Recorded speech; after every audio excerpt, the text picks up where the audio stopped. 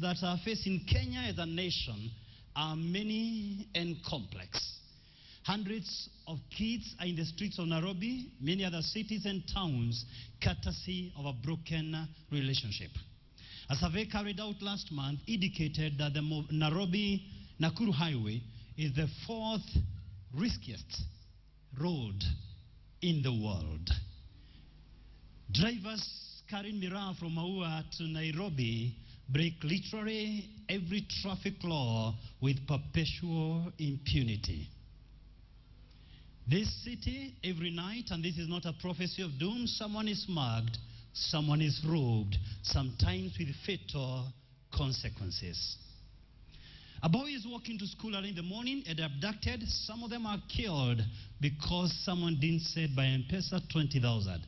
A girl is going home in Transmara from school. She's raped by the morons who are supposed to protect her. Money is stolen every single day through our procurement systems. Despite being endowed with great and rich natural resources, we still wallow in abject poverty. The average lifespan of a Kenyan is far below the global average. And today, we are confronted by a new phenomenon in the name of terrorism. Please understand, Ethiopians were the first people to get into the Somaliland. Yet by the time our defense forces went to southern Somalia, Ethiopia was already there, but they cannot penetrate that country. We have loopholes all over, courtesy of corruption. Those radicalizing our youth know something very basic. The mind of a youth is like a blank screen. You can script on it whatsoever you desire. This is a concept known as indoctrination. They know you can speak to the youth, and in less than 2 years, they will lay down their lives for a cause. Unfortunately, for an evil cause. This is why the church must respond to the debate on homosexuality. The church must respond to the debate on terrorism. Now, how does the government respond? The government does what the government must do, and this is institutional reforms.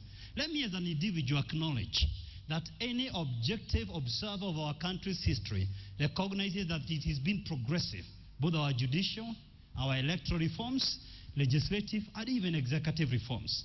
But I put to you this morning that there is no single government scheme that can reform the hearts of men.